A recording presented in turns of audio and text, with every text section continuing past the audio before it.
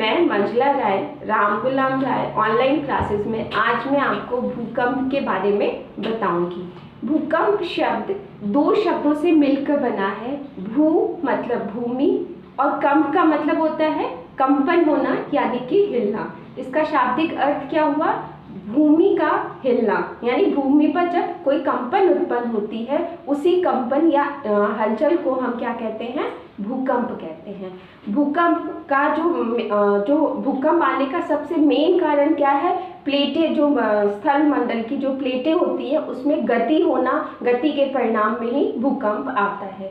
भूकंप आने का दो कारण, जिसमें सबसे महत्वपूर्ण कारण क्या है? प्राकृतिक कारण। प्राकृतिक कारण कौन कौन से हैं जो भूकंप आने के कारण बनते हैं? जिसमें सबसे पहला कारण क्या है? ज्वालामुखी का उद्गार होना, ज्वालामुखी का क्रिया करना।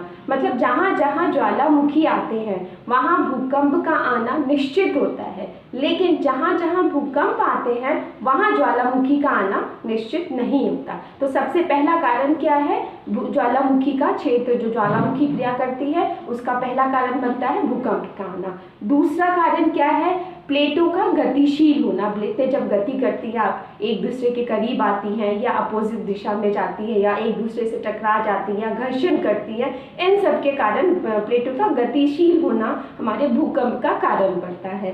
तीसरा कारण क्या है कि जो वलन और भ्रंशन जो क्रिया होती है उसके कारण भी भूकंप आता है। वलीय भार के बढ़ने के कारण आता है। अभ्यंतरिक जो गैसें होती है उसकी मात्रा में वृद्धि हो जाना भी हमारे भूकंप का कारण बनता है। उसके साथ साथ पृथ्वी का अपनी धुरी पर घूमना भी भूकंप का कारण बनता है। तो ये तो आपके प्राकृतिक कारण हो गए।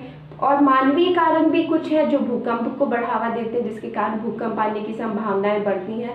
उसका केवल एक है, जो हम लोग बमों का परीक्षण करते हैं या बम विस्फोट होते हैं, उनकी वजह से भूकंप आने के चांसेस बढ़ते हैं।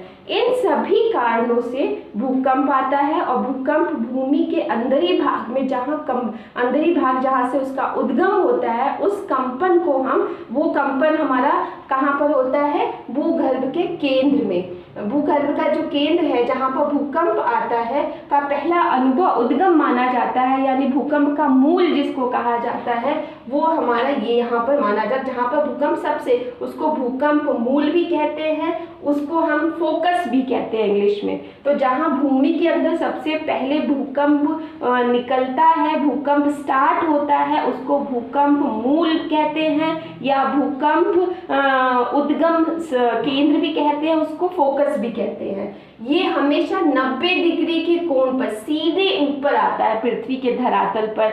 ये कभी तिरछा नहीं। सबसे पहले जो केंद्र का भाग है, जो 90 डिग्री का भाग है, 90 डिग्री पर ये सबसे पहले धरातल पर आता है। और धरातल पर जिस स्थान पर आता है सबसे पहले महसूस किया जाता है, जिस स्थान पे उसका, उस केंद्र को कहते हैं अधिकेंद्र।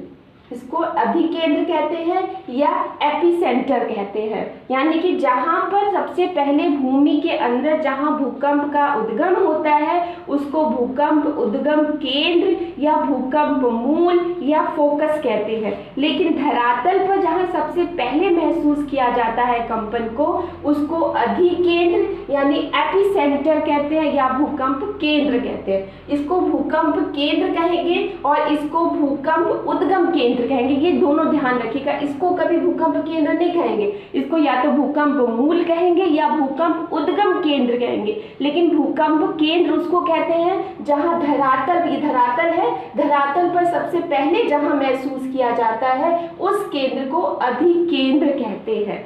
अधिकेंद्र पर हमारी कंपन, जो भूकंप का कंपन है, सबसे तीव्र गति में होता है। और जैसे जैसे ये कंपन फैलता जाता है तो इसकी गति हमारी धीरे होती जाती है। यहाँ पर स्टार्ट रहेगी और यहाँ पर धीरे होती जाएगी। तो यहाँ पर सबसे तेज महसूस किया जाता है अधिकेंद्र पर। कंपन का जो तीव्रता होती है वो सबसे तीव्र गति में होती है। थोड़ा सा इसी डायग्राम को और समझेंगे।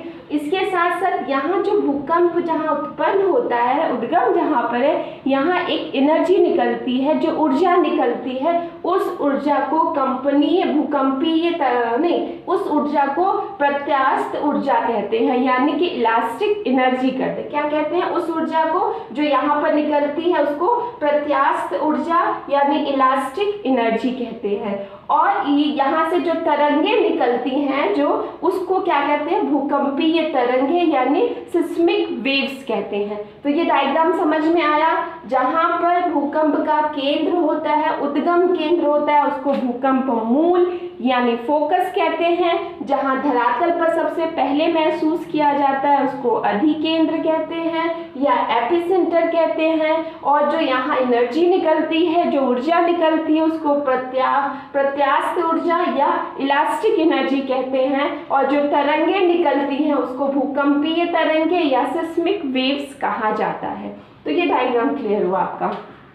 अब आता है जो वेव्स निकलती हैं, जो भूकंप के कंपन के कारण, जो मैंने अभी कारण बताया, प्राकृतिक कारण और मानवीय कारण के कारण भूकंप की तरंगें निकलती हैं भूकंपन में। तो उस तरंगों को हम 3 भागों में बांटते हैं। 3 भाग में कौन कौन सी है, हमारी प्राथमिक तरंगे जिसको पी तरंग कहते हैं, द्वितीयक तरंग जिसको एस तरंग कहते हैं, धरातलीय तरंग जिसको एल तरंगे कहते हैं। अब आते हैं प्राथमिक तरंगों की क्या खासियत होती है। प्राथमिक तरंगे वे तरंगे होती हैं जिनका वेग, जिनकी सर्वाधिक गतिमान होती है, बहुत तेज इनकी स्पीड होती है। इनकी जो गति होती है वो 8 किलोमीटर से 14 किलोमीटर प्रति सेकेंड, मतलब आप एक पलक अपना झुकाएंगे जिसको 1 सेकेंड कहा जाता है, इतने में वो लगभग 8 से 14 किलोमीटर तक अपना मूव कर जाती हैं जो ये तरंग है। यही तरंगे सबसे पहले सिस्मोग्राफ सेंटर जो होता है, जहां से इन तरंगों को मापने का स्केल जहां पर सेंटर बनता है, वहां सबसे पहले प्राथमिक तरंगे ही यानी कि पी लेवल की जो तरंगे होती हैं, इसको संपीड़नात्मक तरंगे भी कहा जाता है, प्राथमिक तरंगे भी कहा जाता है। ये सबसे पहले जो सिस्मोग्राफ सेंटर होता है वहां पर पी तरंगे ही सबसे पहले पहुंचती हैं। और दूसरी खासियत इस तरंगों में ये खासियत है कि जो तीनों पदार्थ आते हैं, लिक्विड, सॉलिड, लिक्विड, गैस, यानी कि ठोस, तरल और गैसीय पदार्थों के अंदर से भी ये गतिमान होती है, उसके अंदर से भी ये चली जाती हैं। इस पी तरंगों की ये खासियत होती है। ये तरंगे ध्वनि तरंगों के समान मानी जाती हैं। तो पी तरंगे समझ में आई क्या है, प्राथमिक तरंगे इनको क्यों कहते हैं, क्योंकि ये सबसे पहले सेंटर पर पहुंचती है, सबसे ज़्यादा गतिमान होती है, तेज गति में, यानी कि 8 से 14 किलोमीटर प्रति सेकंड इनकी गति होती है। ये सॉलिड, लिक्विड, गैस यानी कि तीनों पदार्थों में से गतिमान हो सकती हैं। इनको हम ध्वनि तरंगों के समान मानते हैं। फिर आता है द्वितीयक तरंगे। द्वितीयक तरंगों का जो द्वितीयक तरंगे जो बनती हैं वो पी तरंगों के बाद बनती हैं। इनकी गति प्राथमिक तरंगों यानी पी तरंगों से कम होती है, लेकिन इतनी कम नहीं होती है। इनकी गति 4 से लेकर 6 किलोमीटर प्रति सेकंड होती है।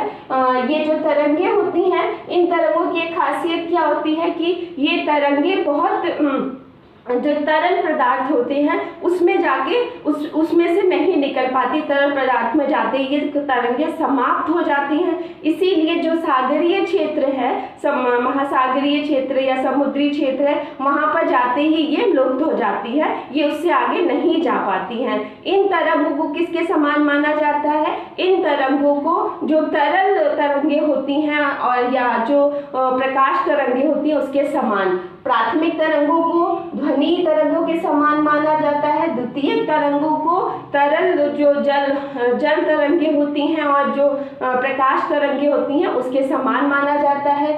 प्राथमिक तरंगों की गति 8 से 14 किलोमीटर प्रति सेकंड होती है। द्वितीयक तरंगों की गति 4 से लेकर 6 किलोमीटर प्रति सेकंड होती है। अब आता है धरातलीय तरंगे। धरातलीय तरंगे जो अधिकेंद्र है, इसके बाद सबसे बाद में सबसे पहले कौन सी पहुंचती है, प्राथमिक तरंगे पहुंचती है। और सबसे बाद में कौन सी तरंगे इसके पास पहुंचती है, अधिकेंद्र में। अधिकेंद्र में सबसे बाद हमारी धरातलीय तरंगे पहुंचती हैं, क्योंकि इनकी गति 3 किलोमीटर प्रति सेकंड होती है। और उसके साथ साथ ये पूरे धरातल को पूरे धरातल का भ्रमण करते हुए पहुंचती हैं, इसलिए इनको समय लगता है। इसको हम लंबी धरातलीय, इसको लंबी लहरें भी, लंबी तरंगे भी कहते हैं, क्योंकि ये बहुत धीरे धीरे वहाँ, और ये सबसे ज़्यादा विनाशकारी होती हैं। जो धरातली तरंगे होती हैं, जो प्राथमिक तरंगे होती हैं या द्वितीयक तरंगे होती है, इन दोनों की अपेक्षा धरातली तरंगे, बल्कि इनका वेग कम होता है, फिर भी ये सबसे ज़्यादा विनाशकारी होती है। क्यों विनाशकारी होती है? क्योंकि जो स्पीड में आई और चली गई, लेकिन ये धीरे धीरे पहुंच के विनाश पहुंचाती है, इसलिए ये सबसे ज़्यादा विनाशकारी होती हैं। ये जल और स्थल दोनों पर गतिवान होती, दोनों क्षेत्रों पर गति करती हैं। तो ये हमारी 3 तरंगे हो गई। क्लियर हो गया? भूकंपीय, इसको एल तरंग भी कहते हैं क्योंकि ये लॉन्ग वेव्स, इसको लॉन्ग वेव्स भी कहते हैं, जो आराम से जाती रहती है। इसको कहते हैं पी यानी प्राइमरी लेवल, प्राइमरी वेव्स कहते हैं, इसको सेकेंडरी वेव्स कहते हैं, इसको लॉन्ग वेव्स कहते हैं। तो ये तीनों वेव्स समझ में आ गया। इन तीनों की सबसे बड़ी पॉइंट क्या है कि सबसे पहले ये सिस्मो सेंटर में पहुंचती है, ये सबसे तेज गतिवान होती हैं, सबसे बाद ये पहुंचने अधिक्षेत्र पर सबसे बाद में कौन सी धरातली तरंगे पहुंचती हैं। इसके बाद बेटा आता है भूकंपीय पेटियां, मतलब कि विश्व स्तर पर जैसे हमने ज्वालामुखी में बताया था उसको 3 पेटियों में बांटा गया था, और उसी तरह भूकंप के जो क्षेत्र हैं उसको भी 3 पेटियों में बांटा गया है। 3 पेटियों का मतलब है प्रशांत महासागरीय पेटी, जो प्रशांत महासागर के आसपास के क्षेत्रों में फैली हुई है, उसको हम प्रशांत महासागरीय पेटी कहते हैं। जो जिस तरह यहाँ पर 80% मान के चलते हैं कि यहाँ पर ज्वालामुखी आता है, उसी तरह 63% विश्व के 63% भूकंप हमारे प्रशांत महासागरीय पेटी में आते हैं। क्यों? इसका कारण क्या है? इसके कई कारण है। सबसे पहला कारण क्या है कि यहाँ ज्वालामुखी क्षेत्र है, क्योंकि यहाँ पर जहाँ ज्वालामुखी क्षेत्र होगा वहाँ भूकंप का आना तो 101% निश्चित है कि जहाँ ज्वालामुखी आएंगे वहाँ पर भूकंप आना निश्चित है। दूसरा